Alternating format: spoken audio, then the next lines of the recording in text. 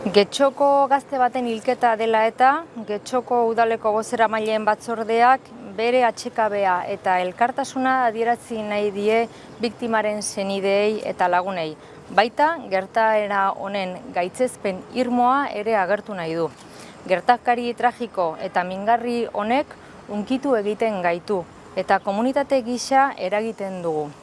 Honelako uneetan inoiz baino batuago egon behar gara.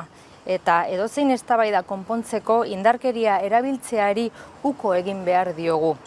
Era berean, azpimarratu nahi dugu, gertakari tamalgarri hau ez dela erabili behar gorrotoa, xenofobia, arrazakeria eta diskriminazioa sustatzeko aitzaki gisa. Getxo, hiri anitza da eta multikulturala da. Bizikidetza baketsua eta elkarrekiko errespetua gure komunitatearen zutabeak dira. Eta ez dugu onartuko intolerantziak arriskuan jartzea. Gizartea eta gizarte kohesioa sustatzen duten politika publikoekin dugun konpromisoa berreztatzen dugu.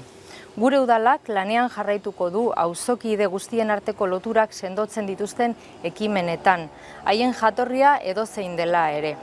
Dei egiten diegu indar politiko eta sozial guztiei helburu komunetan parte har dezaten. Hildo horretan, honako hau adierazten dugu. Une zail hauetan, familiari eta lagunei gure babesa berresten diegu.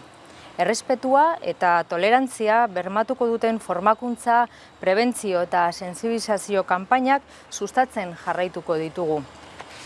Udaltzaingoaren eta ertzaintzaren berehalako esku hartzeak ustezko erasotzaileak atxilotzearekin amaitu da.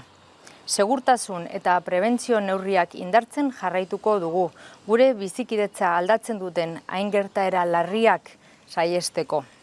Eta bihar, maiatzak 28 Algortako Satistegi plazan, egongo den elkarteratze isilean parte hartzera gonbidatzen ditugu herritarrak. Eskerrik asko.